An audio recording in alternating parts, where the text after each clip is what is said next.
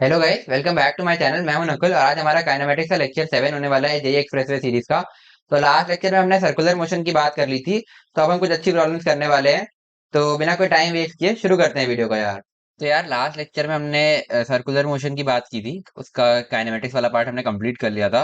वैसे मुझे कुछ क्वेश्चन उसी लेक्चर में कराने थे, बट क्योंकि कुछ कनेक्टिविटी का इशू था तब हो नहीं पाया था। तो हम पहले वो क्वेश्चन करेंगे, फिर टाइम मिलेगा तो थोड़े और क्वेश्चन करेंगे। तो अच्छे क्वेश्चन सारे एडवांस लेवल होने वाले हैं, तो कुछ अच्छे क्वेश्चन आज हम सॉल्व करने वाले हैं। तो शुरू करते हैं यार। तो सबसे पहला क्वेश्चन नोट कर सकते हो। 1 मिनट। हाँ, सबसे पहला question. A particle is moving. A particle is moving along circular path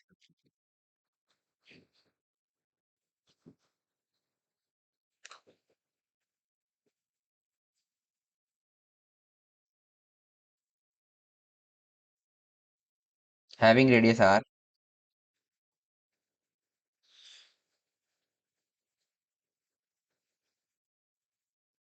If particle starts its motion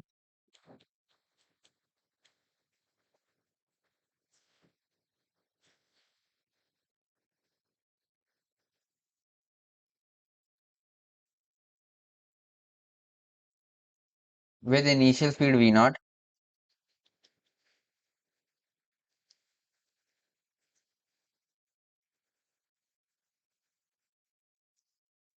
and during motion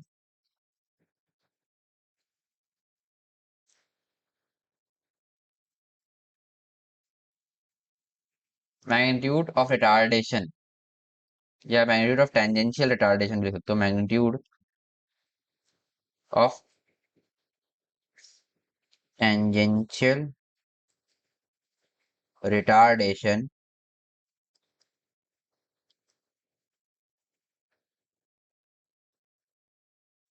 is at equal to minus beta root v. मतलब basically tangential acceleration negative है, यानी कि tangential retardation है, उसका magnitude b root v है, beta root v है। तो eighty हमारा माइनस बीटा रूट वी हो जाएगा। ठीक है, ये। Then find the time after which particle comes to rest. Then find the time after which particle comes to rest. तो एक बार तुम पहले खुद से ट्राई करो, फिर हम सॉल्व करते हैं। ठीक है, तो वीडियो पॉज करके एक बार खुद से ट्राई कर लो। तो चलो देखते हैं यार क्वेश्चन को कैसे करेंगे। ये कह रहा है particle is moving along circular path having radius r। If particle starts with motion with initial speed v naught and during motion magnitude of retardation is at equal to minus beta root v. तो इसी को हमें कहीं ना कहीं use करना होगा। तो हमें क्या बोल रहा है, at equal to minus beta root v, और टाइम पूछ रहा है after which particle comes to rest. तो हमें एक चीज पता है कि हम at को dv बाई dt भी लिख सकते हैं। तो dv by dt equal to minus beta root v. तो अब ये v वाला सारा एक साथ ले आओ, तो dv upon root v equal to minus beta d t. अब इंटीग्रेट करोगे जीरो से टी, और यहाँ पर हमारी initial velocity v naught given है और फाइनल जीरो हो जानी चाहिए रेस्ट पर आने के लिए, है ना। इनिशियल वेलोसिटी कहाँ गई, ये रही वी नॉट। ठीक है, तो इस तरीके से अब हम रूट वी का इंटीग्रेशन करेंगे। तो रूट वी होता है तुम्हारा वी की पावर माइनस हाफ। तो इसका इंटीग्रेशन तुम्हारा बन जाएगा वी की power half minus half plus one, यानी कि हाफ अपॉन हाफ। और इसको लिमिट दोगे तुम वी नॉट से जीरो तक, और ये हो जाएगा माइनस बीटा टी। इसकी लिमिट जीरो से टी तक। ठीक है, तो अब यहाँ से हम लिखेंगे, ये बेसिकली तुम्हारा बना two root V limit V not से zero equal to minus beta T minus zero, ये। ठीक है, तो यहाँ से बनेगा तुम्हारा टू रूट, मतलब पहले तो जीरो बन जाएगा, zero minus two root v not equal to minus beta t. तो तुम्हारा जो टू रूट वी नॉट है वो हो जाएगा इक्वल टू बीटा टी के बराबर। और तुमसे टाइम पूछा था, तो टाइम तुम्हारा हो जाएगा two root v naught by beta. तो ये तो क्वेश्चन ने पूछा था। ठीक है, अब इस टाइम तक कितना डिस्टेंस चला तुम ये भी कैलकुलेट कर सकते हो। ये पूछा नहीं है, बट हम इसको कर लेते हैं। जब आप कर ही रहे हैं तो पूरा एनालिसिस करेंगे क्वेश्चन का। तो यही है यार कि हर क्वेश्चन में जो नहीं भी पूछा ना, उसके बारे में भी तुम्हें सोचना चाहिए कि इसमें क्या क्या कर सकते हैं। और उस क्वेश्चन को उस तरीके से सॉल्व करो तो तुम्हारी प्रॉब्लम सॉल्विंग अप्रोच बनेगी। कुछ लोग ऐसा पूछ रहे थे कि मतलब थ्योरी हो जाती है बट ट्रिकी न्यूमेरिकल्स नहीं होते, तो न्यूमेरिकल्स ऐसे ही होंगे यार। देखो पहले कॉन्सेप्ट अच्छे से समझो, फिर क्वेश्चन में जो नहीं भी पूछा उसके बारे में भी सोचो कि इसमें क्या क्या कर सकते थे, इस क्वेश्चन को और कैसे घुमा सकते थे, इसमें और क्या पूछ सकते थे। अपने आप से उस क्वेश्चन पर ज्यादा टाइम दो, तो तभी तुम अच्छे लेवल के क्वेश्चंस कर पाओगे। तो और एक बार हम ये भी निकाल लेते हैं। तो हमें दिया था 80 minus b root v minus beta root v, है ना। अब मैं पूछूंगा कितने टाइम के बाद, कितने टाइम के बाद, नहीं सॉरी, कितने टाइम के बाद वो रेस्ट पे आएगा, तो तुमने निकाल लिया। अब उस रेस्ट पे आने तक उसने कितना डिस्टेंस कवर किया, अगर मैं ये पूछूं तो तुम कैसे करोगे। तो देखो इसी को हम इसी इंफॉर्मेशन से कर सकते हैं। हम 80 को v DV by D s भी लिख सकते हैं। V DV by D S equal to minus beta root v. अब हमें इससे क्या होगा ना कि v as a function of s मिलेगा, फिर हमें v की लिमिट तो पता ही है कि पहले v नॉट था, फाइनली जीरो होना चाहिए। और इतने में इसने कितना s यानी कितना डिस्टेंस कवर किया ये हम कैलकुलेट कर लेंगे। तो देखो इसको कैसे करेंगे, ये हो जाएगा v dv upon root v equal to minus beta d s. ठीक है, ये हो जाएगा root v d v equal to minus beta d s. Limit दोगे ये हो जाएगा जीरो से s, और इसकी इनिशियली v नॉट थी, फाइनली जीरो। ये हो गया। तो अब इसको हम सॉल्व करेंगे तो रूट वी का इंटीग्रेशन यानी कि वी की पावर हाफ का इंटीग्रेशन, तो ये हो जाएगा वी की पावर 3/2 अपॉन 3/2। और लिमिट देंगे वी नॉट से जीरो तक, ये हो जाएगा माइनस बीटा एस, और लिमिट देंगे जीरो से एस तक। ठीक है, तो यहां से तुम्हारा जो बन के आएगा ये बनेगा 2/3। ये एक बार एक स्टेप कम कर दे रहा हूँ, ठीक है। तो 2/3 वैसे ऊपर आएगा, फिर वी नॉट जीरो रखोगे जीरो, फिर माइनस वी नॉट रखोगे तो अलग, तो हो जाएगा -2/3 वी नॉट की पावर 3/2। ये मेरे ख्याल से समझ में आ गया होगा कैसे किया है, ठीक है। इज इक्वल टू ये हो जाएगा माइनस बीटा एस, है ना। तो यहां से तुम्हारा जो एस निकल करके आएगा, ये माइनस माइनस काट दो, एस तुम्हारा आ जाएगा, वो हो जाएगा 2 वी नॉट की पावर 3/2 अपॉन 3 बीटा। अब देखो यहां से तुमने डिस्टेंस निकाल लिया कवर्ड, ठीक है, तुमने टाइम निकाल लिया। अगर तुम्हें एवरेज स्पीड पूछे तो एवरेज स्पीड भी तुम निकाल सकते हो। तो लिखो एवरेज स्पीड, तो वो कैसे निकालोगे, हो जाएगी डिस्टेंस अपॉन टाइम यानी कि s/t। यहां से तुम लिखोगे 2 v नॉट की पावर 3/2 बाय 3 बीटा। ये एवरेज स्पीड है बिफोर कमिंग टू रेस्ट, ठीक है, बिफोर कमिंग टू रेस्ट। तो ये हो जाएगा। और टाइम कितना था अपना, 2 √v0/बीटा, है ना, यानी कि 2 v0 की पावर ½ बाय बीटा। तो देखो 2 से 2 चला जाएगा, बीटा से बीटा चला जाएगा, और v0 की पावर ½ और ऊपर 3/2। तो हम लोग इसको v0 बचेगा केवल माइनस करने पे, v0/3। ये हो जाएगी इसकी एवरेज स्पीड। तो ये सब कुछ भी पूछ सकता था इस क्वेश्चन में, उसने तो बहुत इजी पूछ लिया था, बट हम ये सारी चीजें इसमें निकाल सकते हैं। तो इस तरीके से क्वेश्चन के बारे में सोचा करोगे तो तुम्हारी अंडरस्टैंडिंग बढ़ेगी और तुम्हें और क्वेश्चन करने आसान होंगे। तो चलो आगे बढ़ते हैं। ओके, नेक्स्ट क्वेश्चन लेते हैं, ठीक है, नोट करो। एक मिनट यार।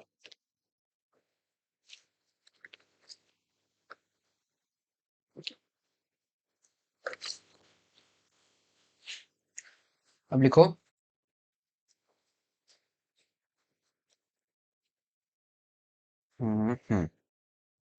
a particle is moving along a circular arc, is moving along a circular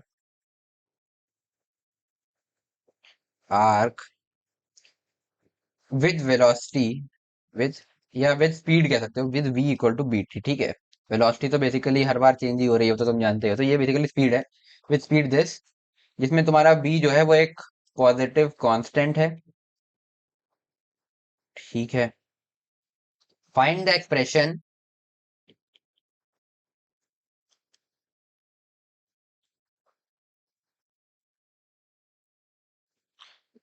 expression of acceleration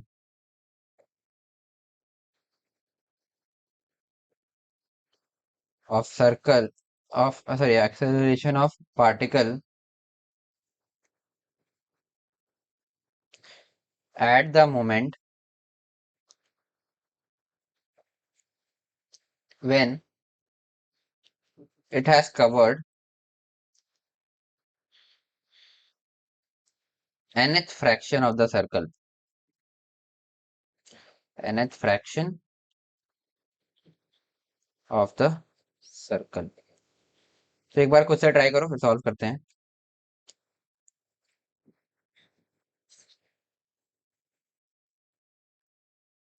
तो आओ देखते हैं इस क्वेश्चन को।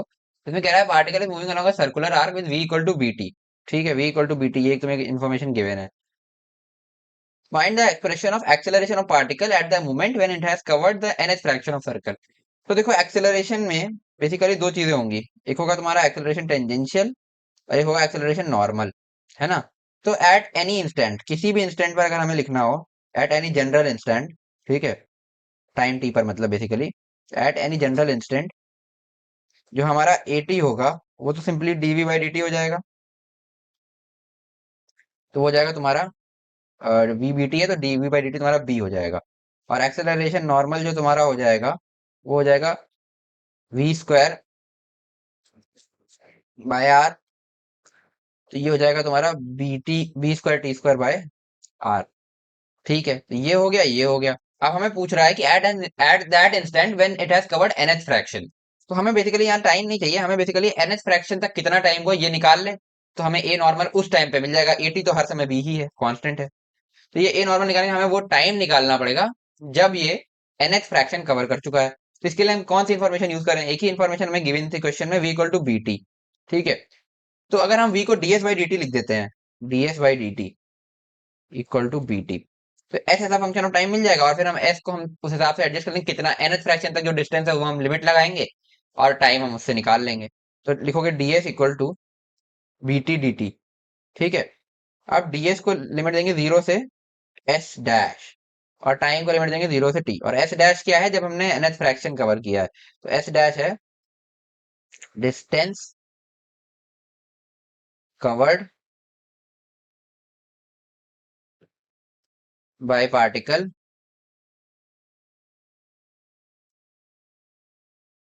व्हेन इट हैज,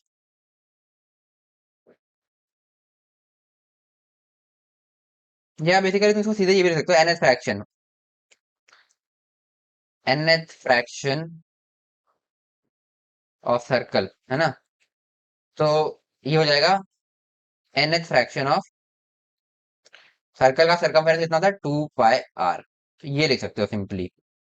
ठीक है, ये क्योंकि nth फ्रैक्शन, जैसे अगर ये हाफ होगा तो half into two pi r आधा सर्कल, वन बाई फोर होगा तो one by four into two pi r, इस तरीके से। तो यहाँ से तुम लिखोगे, ये डीएस का इंटीग्रेशन एस हो जाएगा, तो एस की लिमिट रखोगे जीरो से एस डैश, ये हो जाएगी b t square by two की लिमिट जीरो से टी। ठीक, इस तरीके से।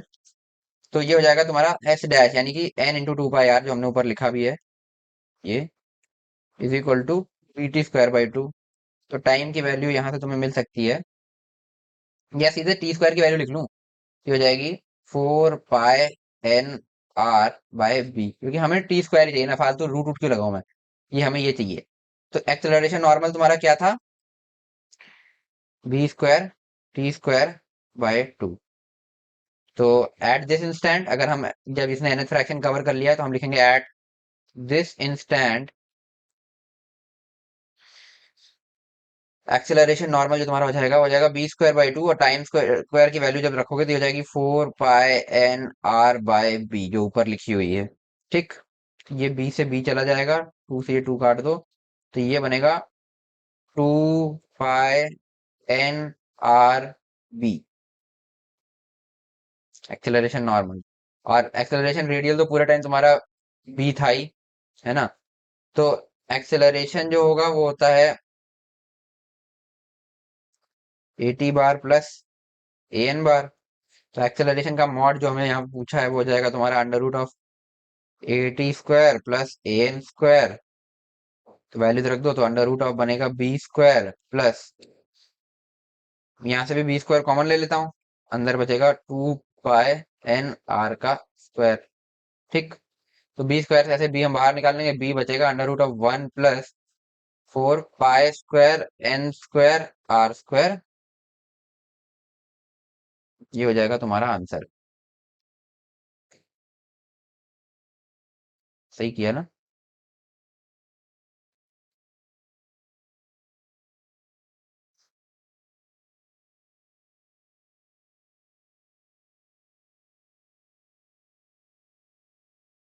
एक गलती हो गई यार, मैंने अभी ध्यान दिया।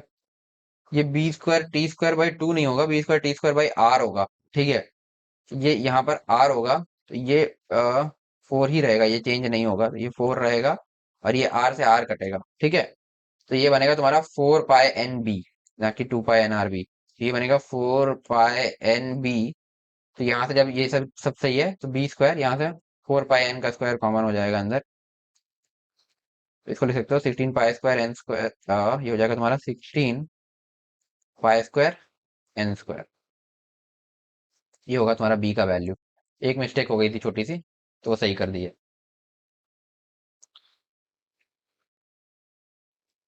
चलो आगे बढ़ते हैं अगले क्वेश्चन की तरफ।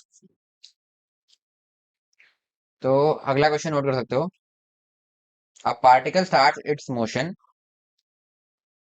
Question, a particle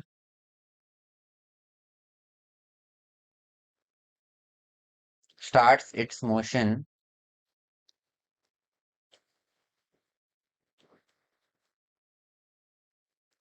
at t equal to 0 with initial speed v naught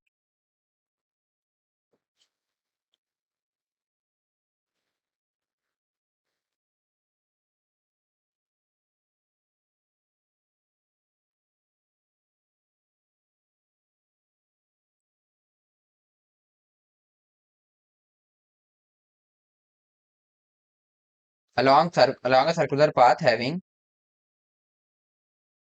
along a circular path having radius r, having radius r. If during the motion, if during the motion magnitude of tangential retardation and radial acceleration, magnitude of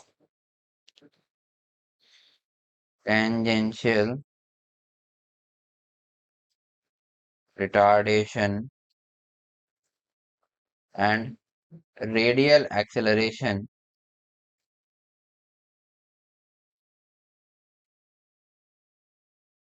are always equal,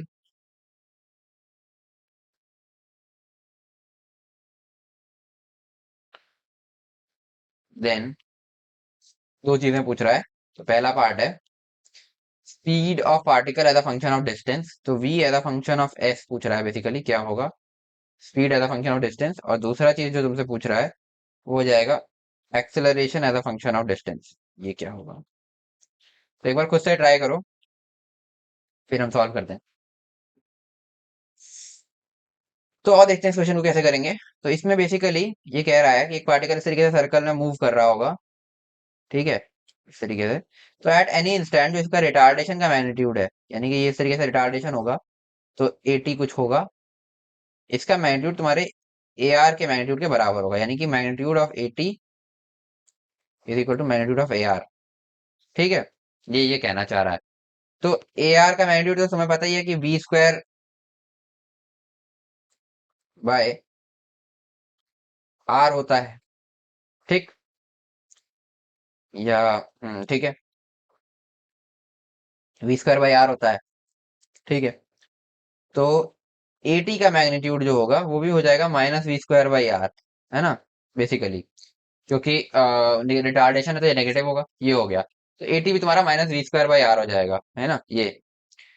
तो अगर तुम्हें acceleration as a function of S लिखना है, acceleration का mod as a function of S लिखना है, ये basically यही पूछ रहा था, ठीक है। इस एक मिनट यहाँ पे मैं ये लगा दूं, ये बेसिकली एक्सेलरेशन का मॉड ही पूछ रहा था एस के साथ में, क्योंकि नेट तो पूछ ही नहीं सकता, वरना उसको वो देना पड़ेगा कि आई ये के क्या क्या क्या है इस हिसाब से। तो अगर ये पूछ रहा है तो ये हो जाएगा तुम्हारा एक्सेलरेशन का mod as a function of S हो जाएगा under root of 80 square plus A N square. ये हो जाएगा under root of V square by R plus V square by R, ये हो जाएगा root two V square by R. तो पहला सेकेंड पार्ट तो पहले ही हो गया, ज्यादा आसान था। अब v as a function of s पूछ रहा है, ठीक है। हमें दिया है 80 का जो मैग्नीट्यूड है वो हो जाएगा माइनस ऑफ ए नॉर्मल, इस तरीके से बेसिकली, क्योंकि 80 नेगेटिव है ना, इस तरीके से। तो ये हो गया। तो हम यहाँ से कह सकते हैं कि ए टी इक्वल टू, और ए नॉर्मल क्या होता है, वी स्क्वायर बाई आर, तो minus V square by R हो जाएगा। ठीक है। अब हमें क्या चाहिए था, velocity as a function of S. ठीक है। तो ए टी की दो डेफिनेशन है, एक डीवी बाई डी टी और एक V DV by D S. तो हम V DV by D S use करेंगे कि हमें as a function of S चाहिए। तो हम लिखेंगे V DV by D S equal to minus V square by R. तो अब यहां से लिखोगे तुम, एक वी से ये काट दिया। ठीक है। तो DV upon V equal to minus D S upon R, integrate कर दो। जीरो से एच कवर करेगा ये जब तक में, जीरो से वी हो जाएगी, सॉरी वी नॉट था ना इनिशियल, वी नॉट से वी हो जाएगी वेलोसिटी। तो वी इसका हो जाएगा इंटीग्रेशन एल एन वी, इसकी लिमिट वी नॉट से वी, और ये हो जाएगा minus S by R limit zero से एच। ठीक है। तो ये हो जाएगा L N V minus L N V not equal to minus S by R. तो यहाँ से लिखोगे L N of V by V not equal to minus S by R. तो यहाँ से लिखोगे v by V not equal to E raise to power minus S by R. तो यहाँ से v मिल जाएगा तुम्हें v नॉट ई की power minus S by R, और यही पूछ रहा था, v as a function of s मिल गया तुम्हें आंसर। ठीक है। और जो a as a function of s था ना, वो बेसिकली यही था। कहाँ गया, हाँ ये, क्योंकि ये s पे डिपेंड ही नहीं कर रहा। a और ए आर, ये केवल मतलब ये एक कांस्टेंट आ रहा है, मतलब एटी भी एक कांस्टेंट है और ए आर भी एक कांस्टेंट है। तो इस तरीके से तुम्हारा ये निकल करके आ रहा है, a as a function of acceleration का मॉड ये रहा। ठीक। तो दोनों पार्ट तुम्हारे सॉल्व हो गए। ठीक है। सॉरी, हाँ तो ये था। अब root two V square by R, तो A as function of S था ना, तो ये क्या होगा, root two V square by R था। अब V as function of S तुम्हें दिया, यहाँ पे पुट कर दो। ये हो जाएगा root two V not E raise power minus S by R, इस पूरे का स्क्वायर बाय आर। तो ये तुम्हारा बन जाएगा root two by R V not square E raise power minus two S by R. तो ये हो जाएगा तुम्हारा आंसर सेकंड वाले का। और फर्स्ट वाले का तो तुमने कर ही लिया। वो थोड़ी सी मिस्टेक हो गई थी, वो root two V square by R था, बट वी जनरल तुम्हें पता नहीं था ना, तो जब तुमने V as function of S निकाल लिया, तो वही तुमने A as function of S भी निकाल लिया। बस यही था इस क्वेश्चन में, थोड़ा सा ऐसे सोचना था बस। ठीक है। तो बेसिकली अगर पहला थॉट क्लिक कर जाए तो ये सारे क्वेश्चन तुम बहुत इजीली कर सकते हो, बस उसमें डेफिनेशन लगानी होती है। बस पहला थॉट क्या होगा, ये थोड़ा सा तुम्हें सोचना पड़ेगा, और वो थोड़ा तुम इस तरीके से प्रैक्टिस करोगे तो तुम्हें अपने आप समझ में आने लगेगा। तो यही है कि थोड़ी बहुत प्रैक्टिस तुम्हें अच्छी से करनी चाहिए, और अच्छे क्वेश्चन की प्रैक्टिस करो। एक ही तरह के क्वेश्चन मत करते रहो, इसीलिए मैं कहता हूँ, अब इरोडो वगैरह के तो सारे क्वेश्चन रिलेवेंट नहीं है, बट कुछ क्वेश्चन बहुत अच्छे हैं, तो वो मैं तुम्हारे लिए लाता रहूंगा। उसके अलावा तुम एक कोई एडवांस लेवल बुक सॉल्व कर सकते हो, इसे मैं रिकमेंड करूंगा, एंगेज कर लो तो अच्छा ही है। तो आगे बढ़ते हैं। तो अगला क्वेश्चन नोट करो।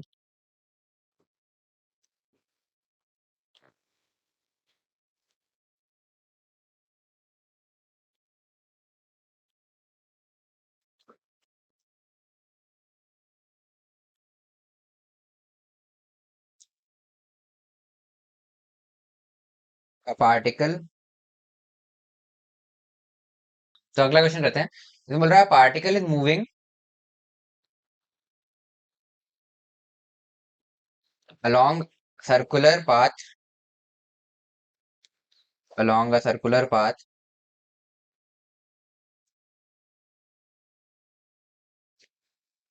of radius r।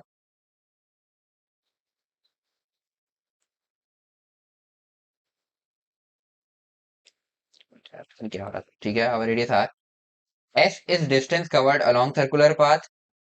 s is, वैसे ये तो पता ही होता है, फिर भी लिख दे रहा हूँ, distance covered along circular path,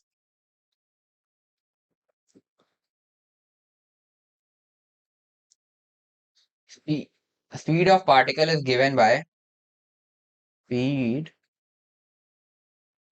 of particle is given by v equal to b root s। ठीक है। फाइंड एक्सेलरेशन का mod as a function of s, क्या होगा। तो यार अब तक तो समझ में आ ही गया होगा कि बेसिकली हम करते क्या है। एक्सेलरेशन का मॉड जो पूछ रहा है, वो तुम्हारा हो जाएगा under root of A T square plus A N square. ठीक है, या ए आर भी बोल सकते हो। तो ए आर जो तुम्हारा हो जाएगा वो बेसिकली हो जाएगा वी स्क्वायर बाय आर, यानी कि B square S by are. ठीक है, तो ये तो हो ही गया, है ना।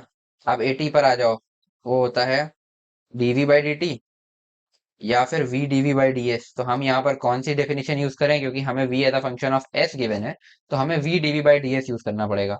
तो यहाँ पर हम लिखेंगे v dv by D S वाली डेफिनेशन हम यूज करेंगे। तो v तुम्हारा क्या है, b रूट s, और d b रूट s बाई डी एस, ये करना है अपने को।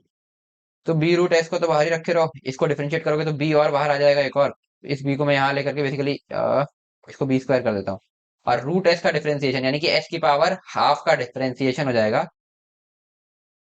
s की power minus half by two, क्योंकि वो हाफ पहले बाहर आएगा और फिर माइनस हाफ, ये मतलब बेसिकली इसका डिफरेंशिएशन ये हो गया। ठीक है, तो ये इससे कट जाएगा, तो अब तुम्हारा बचेगा ये बी स्क्वायर बाई टू। तो ए टी तुम्हारा बी स्क्वायर बाई टू, जो कि ये कांस्टेंट आ गया, और ए आर तुम्हें B square S by R given ही है। ठीक है, तो एक्सेलरेशन का मॉड वही हो जाएगा under root of A T square plus A R square. तो ए टी का स्क्वायर लिखोगे बी की power four by four, plus A R का स्क्वायर लिखोगे तो ये हो जाएगा बी की power four S square by R square. तो इसको लिखोगे बी की power four S square by R square. तो बेसिकली बी वही तुम बाहर निकाल सकते हो, तो बी स्क्वायर बाहर निकालोगे तो अंदर बचेगा one by four plus S square by R square. तो ये तुम्हारा आंसर हो जाएगा। बस ये ऐसा सिंपल सा था। तो बस यही था। तो यार आज की क्लास में हम यहीं तक रखते हैं। वैसे ये चीज तो मेरे को पिछली बार, मतलब जो पिछला हमने काइनेमेटिक्स का लेक्चर किया था सर्कुलर मोशन का, उसमें करा लेनी थी। बट थोड़ा कनेक्टिविटी का इशू था, तो मैं जो है तब नहीं करा पाया। तो अभी हमने सारे, अब तुम्हें सर्कुलर मोशन में मेरे ख्याल से कोई डाउट नहीं होगा, क्योंकि हमने कुछ अच्छी प्रॉब्लम्स भी कर ली। तुम्हें एक तरीके से अप्रोच समझ में आई होगी कि किस तरीके से करना है। हर जगह ये बेसिकली एक्सेलरेशन की बात कर रहा है। वैसे इसे डायरेक्ट क्वेश्चन उतने आते नहीं है, बट जो आते हैं वो इसी तरह के आते हैं। और बाकी तुम्हें बस ये पता होना चाहिए कि एटी क्या होता है, ए आर क्या होता है, सारी बेसिक डेफिनेशन, क्योंकि इनका यूज आगे एनएलएम में भी आएगा। तो मेरे ख्याल से अब तुम्हें क्लियर हो गया होगा। अब सर्कुलर मोशन में और ज्यादा कुछ है नहीं बताने को। अब काइनेमेटिक्स से मेरे ख्याल से दो या तीन लेक्चर और होंगे, जिसमें हम रिलेटिव मोशन को खत्म करेंगे। और रिलेटिव क्योंकि एक इंपॉर्टेंट पार्ट भी है। मैंने पिछले लेक्चर में भी बात तुमसे बोली थी कि जो है काइनेमेटिक्स में ज्यादातर क्वेश्चन प्रोजेक्टाइल और फिर रिलेटिव मोशन से आते हैं, स्पेशली जेई मेन में। तो तुम अभी देख भी रहे होगे, वो जो वन मिनट वाली सीरीज चल रही है उसमें तुमने अगर क्वेश्चन देखे हो तो तुम्हें वन डी के थोड़े बहुत क्वेश्चन मिले होंगे। और अब मैंने प्रोजेक्टाइल के डालने शुरू किए, क्योंकि प्रोजेक्टाइल के उस समय पहले मैंने नहीं डाले थे, तब तक मैंने पढ़ाया नहीं था। तो अब प्रोजेक्टाइल के देखना, प्रोजेक्टाइल के बहुत सारे हैं और सारे वन मिनट के अंदर हो जाते हैं, बहुत इजी है अगर तुम्हें फॉर्मूले वगैरह याद है तो वो तो डायरेक्ट हो गया। बाकी अगर तुम ढंग से नहीं पढ़ोगे तो तुम्हें एडवांस में दिक्कत आ जाएगी। तो अभी प्रोजेक्टाइल का एक एडवांस प्रॉब्लम सॉल्विंग सेशन बाकी है, तो वो भी मोस्ट प्रोबेबली एक दो दिन में आ जाएगा।